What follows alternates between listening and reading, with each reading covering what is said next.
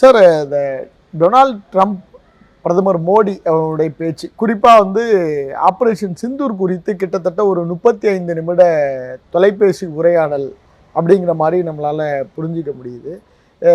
என்ன காரணம் சார்? பின்னாடி என்ன சார்? இது இந்த பேச்சுவார்த்தை எங்கே நடந்தது? இந்த டெலிஃபோன் பேச்சு எங்கே நடந்தது? எந்த ஊரில் நடந்தது? மோடி வந்து கனடாவில் இருக்காரு, ட்ரம்ப் வந்து அமெரிக்காவில் இருக்காரு. ஸோ அவங்க 2 பேரும் பேசிக்கிட்டாங்க. ஆமாம், 35 வெளிநாட்டில் பேசிக்கிட்டாங்க. ஆமாம் சார். அங்கே போய் எதுக்கு ஆப்ரேஷன் சிந்தூரை பற்றி பேசுகிறாங்க? இது G7 மாநாட்டுக்கும் ஆப்ரேஷன் சிந்தூருக்கும் என்ன சம்பந்தம்? அங்கே போய் இதை பற்றி பேச வேண்டிய அவசியம் என்ன இருக்குது? இவர் போனது G7 மாநாட்டுக்கு. G7 மாநாட்டில் வந்து ஆப்ரேஷன் சிந்தூர் பேசுறதுக்கு தான் சம்பந்தப்பட்ட நாடுகள்லாம் ஒன்றா சேர்ந்து பேசிகிட்டு இருக்குதா? G7 இருக்கிற நாடுகளில் இந்தியா ஒரு சிறப்பு அழைப்பாளர், அவ்வளோதான். அதுவும் இவர் வந்து அழைப்பு விடுக்காமல் விட்டுட்டாங்க. கனடா பிரைம் மினிஸ்டர் கூப்பிடல அவரை. அப்புறம் இங்கேருந்து இன்ஃப்ளூயன்ஸ் பண்ணி தான் அவரை மோடியை கூப்பிட வச்சுருக்காங்க.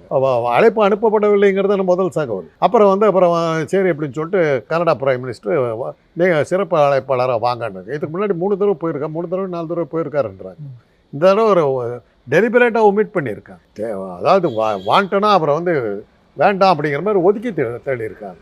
அதுக்கப்புறம் ஏதோ இன்ஃப்ளூயன்ஸ் பண்ணி அவரை வந்து சிறப்பு அழைப்பாளர்னு கூப்பிட்டுருக்காங்க. கூப்பிட்டும் போது இவர் மோடி அங்கே போய் இறங்கும்போது ஈரான் இஸ்ரேல் தகராறில் ட்ரம்ப் அந்த ஊரை விட்டு வந்துட்டார்.